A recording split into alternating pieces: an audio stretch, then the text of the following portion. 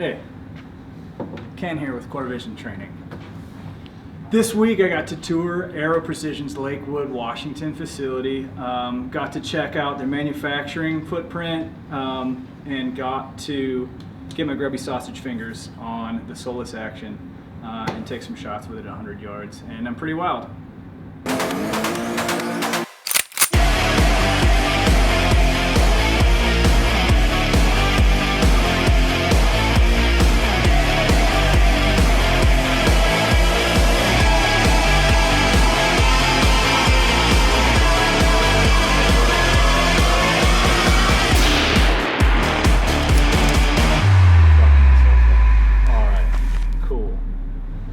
So Jeff is going to help me out. Say hi, Jeff.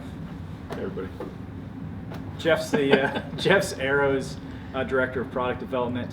He's going to help hold my hand through going through some of the specifications and features of the Solus.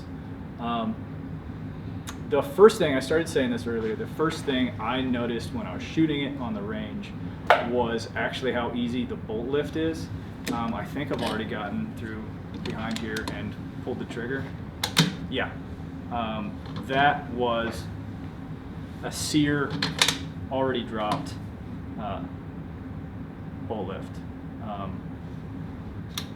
Helps to be on fire.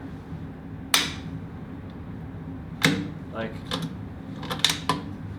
I haven't seen many 60-degree throw bolts like that lift that easily without some sort of camming action to raise the sear or whatever. All right, so I just shot the Solus at the 100-yard range. The first thing I noticed, first off, it shot, it performed. I shoot a lot of precision rifles and it hung, it hanged with them. And the number one thing I did notice was how easy the bolt was to lift. When you're dealing with a 3-lug bolt, a lot of precision shooter, like pro precision shooters, still prefer a 2-lug 90-degree throw because it's a more gradual camming action, both on the lugs and on the back of the receiver here. And it's just easier to lift. They think they can get an easier lift and a smoother throw. They have to travel more, as in the knob comes up a lot closer to potentially your knob for your magnification, which can cause some busted knuckles, so you have to jigger stuff around a little bit to avoid that. But the reason being they still go with that is they think the throw's light or easy to manipulate. This is probably the lightest 3-lug bolt throw that I have messed with. I'm not saying it's the lightest in the industry, but it is the lightest that I have got my sausage fingers on. And you were explaining that comes a bit from the polishing, but a lot of the grinding, the geometry on the back of the bolt lugs. Yeah, so as well as take it away, Jeff. We played around with the different geometry on the back of the bolt lugs to get some of that primary extraction, basically assistance in the camming that leads to the line of bolt lift that you're experiencing there. The other thing too is if you look at the firing pin head, there's actually 2 projections of the firing pin head, so you're actually, essentially what you're doing is you're taking that camming angle that's on the back of the bolt body and you're kind of splitting some of that load. So it kind of aids in that as well. I've seen some other manufacturers with one projection on the back of the head put a little wheel on there. So it's roller a little bearing. bit, a roller bearing. So it's a little bit easier of a lift. You get a little bit less mechanical resistance. Yours is the first I've seen with 2, and that is pretty cool. It's starting to click for me. No, but I liked it. I liked it very much. What also I think is pretty baller in this thing is clearly designed to be modular and toolless and idiot-proof. and I'm frequently an idiot, so I'm a fan. The first thing I noticed when pulling this critter out was this recess, or there's probably some engineer term for it that I'm not familiar with. We call it a belly, honestly. It's just a belly. reduction in the outer diameter to basically allow the larger case diameters for Magnum cartridges to clear when you're inserting a magazine in closed bolt. So. Right. So you got like a full magazine. There's a lot of spring tension. If you're shooting something like a short action ultra magnum, the real big fat case, when that mag is inserted, if it allows it to insert at all, it's going to be pushing a lot of tension on that already bottomed out spring. So you may not even be able to get the magazine release to clip in and index that thing. This is the first thing I've seen like this, and it's pretty cool. It's pretty clever. It's clearly designed to be recessed, no matter if the bolt is turned, although it should still be sliding in like that. Was that like intended for like an AW mag to feed like double stack potentially? Yeah, it has compatibility with AW mags. That's pretty cool. Not That's being pretty the sweet. actual engineer, I'm sure that has something to do with it as well, but I can't be 100% certain on that. So I don't know if you caught that, but like they're thinking ahead on a lot of this stuff. Most of these things, most guys will be running an AI mag, which is a single stack. But I can tell just by how wide this is, it's intended to be compatible with the double stack magazine, which is a good option to have. You can have more rounds in that magazine. Pretty cool stuff. I'm also noticing what, I don't know, I could describe as a partially rebated bolt head shroud here. You want to talk a little bit about? So when why we you went went through some of the design with the engineer, some of it is gaining the advantages of the push feed where it's just simple, straightforward, all that good stuff. Yeah. But capitalizing on some of the control feed aspects, you spoke about it earlier, with bullet concentricity and things like that, so helping guide it into the chamber. So it's a bit of a hybrid push and control feed. So there's a recess on that lug that swipes through the magazine. Stripping the round off, it's going to slide up on that recess and kind of help guide it home. Maybe not as efficiently as a true control feed, but it kind of splits the difference between the two. No, I thought it was pretty clever. So I've done tactical matches, some PRS stuff, but I guess I really cut my teeth in competition. I have a military background, so I grew up shooting semi-autos and bolt guns in the Army. But my real introduction to precision competition was in extreme long range. And in extreme long range, you're cutting the margins of the precision in the ammunition so much that nobody magazine feeds. And the reason being they want that bullet in the case neck so concentric because they want to control for all error.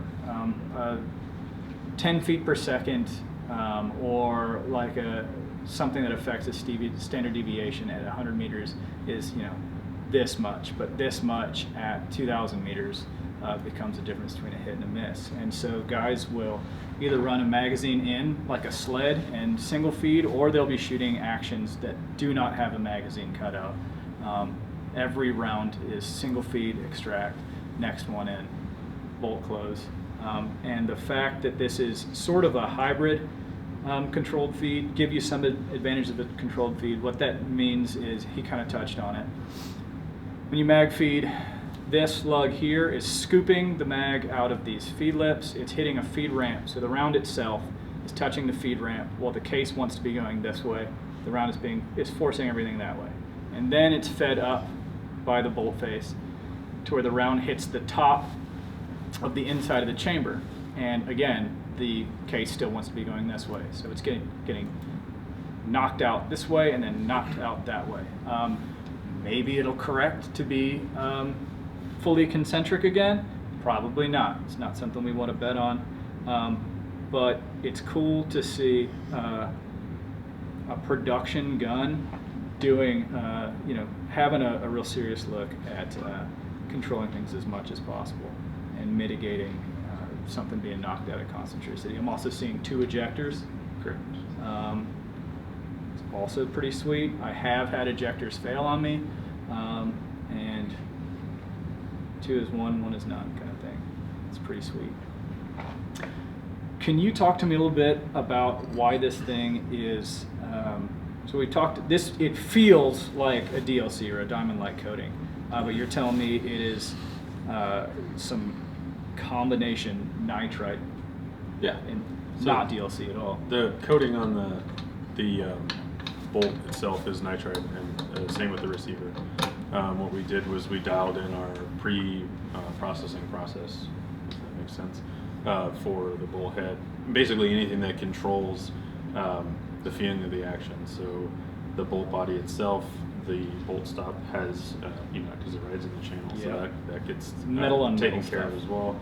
The receiver body, because the OD of the bolt body is going to be your bearing surface essentially, so the inside of the board gets treated as well.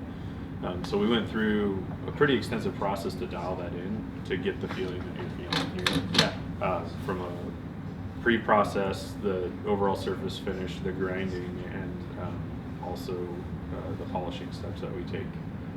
But it is a nitride, a mixture of nitride and flash nitride for the components in the bolt body that we don't want to mess up the heat treat on. Yeah, yeah. For the layman, what that means is when I pick this up, it has the feeling of a diamond-like coated, like custom action that would cost $1,400 to $2,000. It has that like sort of like buttery glass smooth feeling. This thing, yeah, with accomplished through really like polishing and nitriding. And nitride does have a hardening sort of almost it's puts a bit of a case depth hardness in there. So the material is, let's say, 30 Rockwell, right, on the hardness scale. Well, nitride's going to add a case depth layer, depending on if it's flash or standard, at about 10 thousandths depth, and that's going to essentially duplicate, or not duplicate, double your hardness. So right. So it's putting an M&M shell on your action, and what that is going to get you is it's going to keep that polished, smooth feed longer, and B, it's going to give you a little bit more forgiveness in some like detritus. Sand, dust gets in there, and you still got to run it in like a match.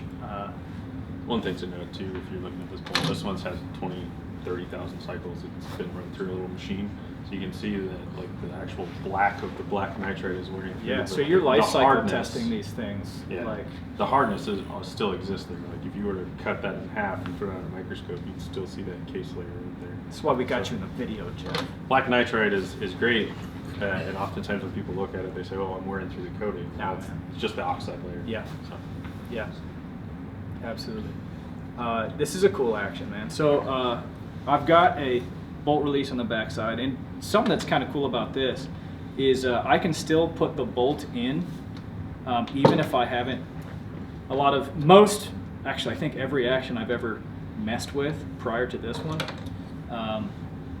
You have to line the lugs up perfectly with the action in order for it to even go in.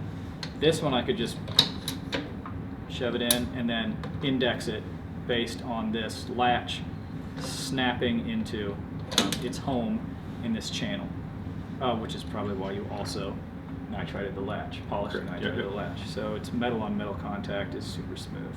That's pretty clutch. Would you mind walking me through some of the modularity on the bolt? Yeah. Because this thing is freaking. I really like. I grew up a poor, and so I like the idea that I could get one action, which I could run in production class, which is also a huge selling point for me and for anybody who's not only thinking about getting into long range and just buying once and crying once, but also shooting in PRS. This qualifies you for a production class, and the better gun you get at production class, the better you're going to be able to perform. So like it's pretty exciting for me. I would like to shoot production class, and so I think I'll probably be doing that through y'all's.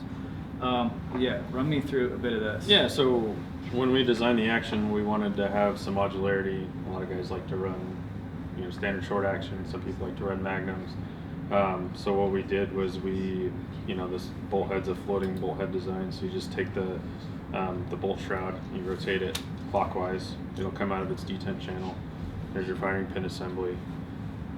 Flip the bolt over, pop the retaining pin through here, and then there's your standard bolt head. And you would grab your Magnum bolt head.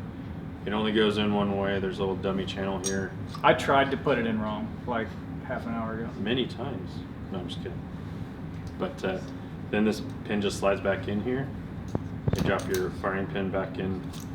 If I position it correctly, which I didn't. It does have an orientation. This is sort of like an AR cam pin. Yeah. And then now you would be able to shoot a Magnum. You'd rebarrel your action for a Magnum, 6.5 PRC for instance, Yep. right? Throw this bad boy in there, go to the range 0, and you're squared away.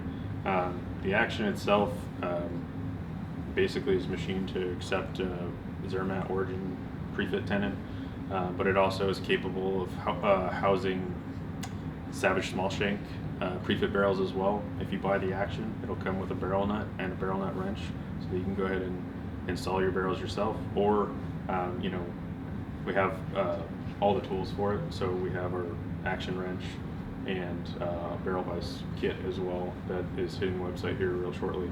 And this isn't hard stuff either. This is stuff I did as like an E4 in my garage. Watch a YouTube video on it. It's super easy. Yeah. Get a pair of headspace gauges, the available tools, and it's a 10-minute process. Yep. So, and basically, in the Aero precision way, we try to find every opportunity where we can take a precision bolt gun, maintain the precision of that bolt gun, but remove the gunsmith from having to cut and chamber your barrels specific to your actions. You don't have to blueprint them. The action is going to be squared away. Every single receiver gets a full 100% CMM inspection. So we know that the tolerances are good before they ever leave. This receiver is going to be spot on every time, or it doesn't even pass the quality step on the floor right outside the machine that we showed you earlier. It literally goes from the machine into the quality inspection and gets it all squared away before we even send it out to any of the coatings. So.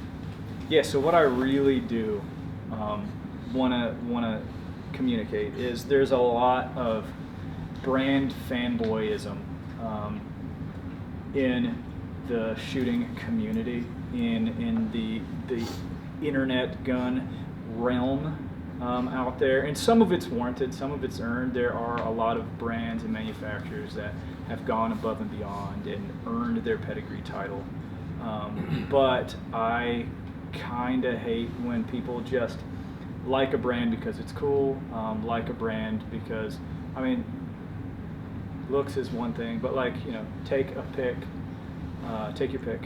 on why people attach value to certain things. And what really bothers me is when something A gets popular for no reason, B gets popular just because of the price point, or because SEALs are running it or whatever. Sure. It doesn't necessarily mean it's the best out there, and I've been personally pretty impressed with these things. I really like the idea of buying one of these and running it in 6.5 PRC, running it in 6.5 Creed, running it in 308, shooting TAC division, shooting it production. You said the 22-inch 6.5 is going to weigh somewhere around like 16 pounds? Don't quote me exactly because I'm not good at remembering numbers like this, but the rifle, no optic, no bipod, no suppressor, should be somewhere in the neighborhood of 12 and a half to 12 14 and a half. Okay, so yeah, it'd be about with say I have a Accufire Atro 20 or a my previous comp scope was a Razor Gen 3, which is like a 4-pounder, like a pound and a half can. These cans are sweet too. Light enough bipod. So yeah, we're talking probably 14 to 17 pounds with all the accoutrements attached. Pretty good guess there, yeah. That's for those of you without a frame of reference. That's probably middle of the road, lighter middle of the road on competition guns, chassis guns. You don't want it to be too light because you want it to balance right ahead of the right fore of the magazine, because I'm going to be resting this on a barricade. So the more balanced it is, the less muscling I've got to do to keep it a stable shooting platform. You want a little weight in the front end to keep recoil down. So like the way they've got the weight set up, at least with a 17-inch forearm, is about right where I'd want it. Guys can always add like M-lock compatible weights and everything, but I like the idea of the modularity of the bolt, the fact that I could get it for, this is right around 2K. Yeah, the price full point. rifle is $19.99. Yeah, yeah. And if you're going to run this production, you're going to need the full rifle. At least I think, right? I think that's how the rules work. I've done very little PRS, if I'm going to be honest with you. So maybe tell me in the comments to shut up, shut my fat mouth. But it's pretty sweet, man. And I really want to dispel any doubters. And this is not to do you guys any favors. You guys are cool dudes, and I believe in this gap piece. Right. Yeah. So no, my personal mission for posterity is that credit is given where credit is due, I guess. There are like custom shops out there that do runs of 10 actions, and they're priced accordingly. And actions like $2,500 to $3,000. Right. And these are, these dudes are working hard for it. They're probably working out of a small shop with like 3 or 4 machines, and so every time they're running one of these actions, they're not running like 100 other actions that they might make. And so you pay for tooling spin up, you pay for their CNC operators, like, situational awareness, like running this one, changing the specs that they're testing them to, controlling for quality. Where you guys have just absolutely cutting edge automation. You have computer aided quality control, some really cool space age stuff. And I think you got some footage of this too, if I'm not mistaken. So I really wanted to make sure that this action was properly paid attention to. This rifle system was properly received by doubters, really, if I'm not to put too fine a point on it. But dude, for the money's worth in this thing, you'd be goofing if you slept on it. Yeah, I mean, we really took our time in analyzing our processes and really focused on maximizing, the Aero way. We bring the efficiency to the process, right? Yeah. So I tried to show that as best I could on the shop floor in terms of how many parts we run, how that all feeds into saving time in the process, tool changes, all this other stuff like you mentioned, setting up machines, quality control steps, by maximizing those efficiencies in these little areas. Plus, we have kick-ass programmers and whatnot. They find every opportunity in the machines, whether it's investing in AI technology to get our feeds and speeds up where the machine can find the room or not. Yeah. These are all things that we bring into our processes to get the efficiency, maintain the quality, and bring a product to market that a lot of people that have the privilege of coming here and seeing how we do what we do, if they understood that, they would really know truly what they're getting is on par with those custom shops that you mentioned. Our headspace tolerances are 2 10,000ths of an inch action to action on average. Yeah. So, we're not skimping, we're not cutting corners to get the price. That's points. more than sufficient. You'd have to be hand loading to really notice anything, and at that point, you've got a floating bolt head as well. That buys you a bit of forgiveness in terms of, say you were to get a custom barrel chambered and the guy did a bad job. You've bought forgiveness with that on top of the head spacing already being within 2 10,000ths. There's definitely, it's not just QC technology and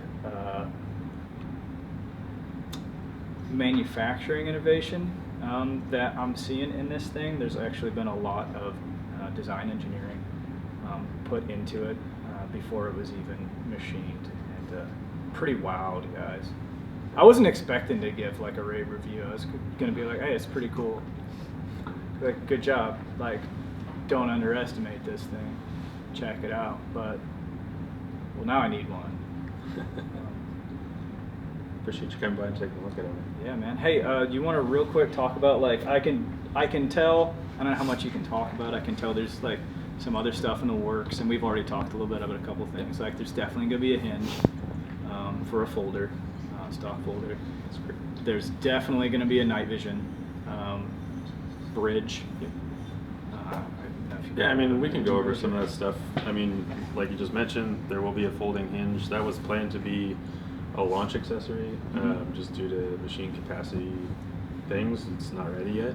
That's how it goes. This little bracket here that you can see, the different color, that's literally the same footprint. It's 2 screws, you pop them out, put that folding bracket in, and it's actually reversible too, so it'll fold left or right depending on I was kind of wondering that because I'm seeing this big open recess, and I'm thinking that could probably hide like a bolt handle, like if it were to fan open. Yeah, it actually traps your bolt handle and do that. So that's pretty sweet. If I was backpacking this, if this folded away from the bolt handle, what that would mean is I would want this big heavy thing to be closest to my center of gravity, so I want this against my back.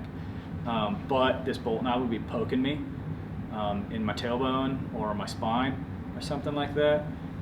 So that means if I can have this fold and trap the bolt handle, I can have this portion of the boomstick against my back, weight distributed more towards my center of gravity, making it easy to pack with nothing stabbing me. I should have expected you to have thought of that. Yeah. I'm proud of you guys. One other thing with this too is like the chassis eventually will have a left-handed configuration, so ambidextrous will action as well. That's in the future. Right now we're just focused on getting a production on what's going to be the main mover, but we can cut different footprints in here, so we're only changing the center section here, and like you said, left hand, it folds this way. All these controls are ambidextrous too, so you unscrew Pop them, them out, flip them over, and do that. That works that way as well. Night vision bridge actually just came off the machine. It's going out to anodizing. It'll be ready here shortly, and then we will likely, build essentially just handguard caps as well. So it just wants to protect the front end of the barrel. Yeah. That part hasn't been designed yet, but you can use the same mounting platform to do that. It's all pretty straightforward. Definitely. It's simple screws and spigot as well. So it's an Arca pick spigot. That is pretty cool. It's just swappable. So that is pretty cool stuff. there'll be more stuff in development and refinements of the chassis as we go along, but we're definitely happy with where it's at right now. Yeah, I'm pretty wild. Like, I'm seeing two vent ports here.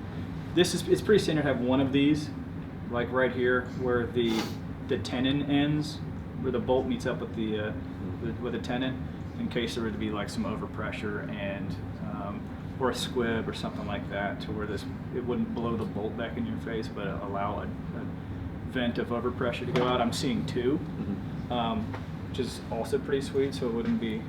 It equalizes pressure.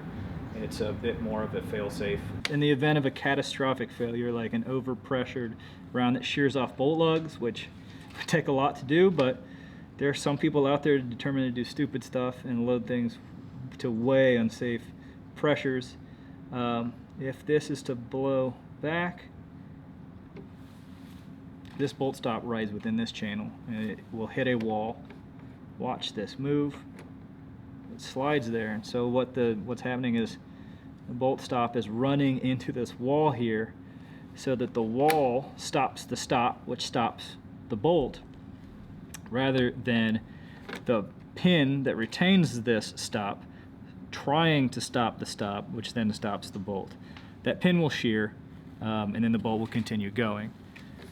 Since we have basically a level of redundancy built in, that's trapping this critter and keeping it from messing with your teeth, with your pearly whites. And I think that's pretty neat. Good job, gang. Yeah. I see a bag rider too. That's standard, but yes, that That's comes that's with awesome it. that it's standard. It's not standard on a lot of gats. That's pretty cool. Also, this grip. Pull down on the grip, guys. I'll have to tell Dustin that. Tell Dustin. Good job on the grip, bud. When I'm researching a gun, this is just me. So this is just PSA, core vision training. Ken, as the instructor, throwing tidbits of information out there into the internet and just waiting for people to bitch. I don't like researching guns and I will never make my decision off of this gun reviewer got this group size. Because I don't know if that guy can shoot. I don't know. He'll maybe tell me what ammo he was shooting. I don't know if he's shooting bench. I don't know if he's shooting, prone. I don't know if he's had too much caffeine in the day. I'm over caffeinated. I shot half MOA groups. I think I shot 3-4 groups, 3 groups. I think my mean was half MOA. There was like a 0.7 on one of those. Most of my, I would say 3 out of 5 of my holes on all 3 groups were touching. We could probably pull those back up, but what I'm saying is the thing group just fine. It was shooting half MOA. I'm usually about a half MOA shooter. Some days I shoot better, so this might actually be better. But don't take my word for it. It performed more than adequately, absolutely more than adequately. But don't buy a gun based on what some dickhead you don't know says as far as group size. Don't do that. Don't do that. Long story short, takeaway, this Solus rifle shot real good for a production gun. Shot phenomenally for production gun. I'm more wowed with the innovation and smoothness quality of the action than I am of the group, but I'm also spoiled with hand loads, and everything I have is about a half minute or slightly under, so that's why I'm focusing on the action. It's a good gun.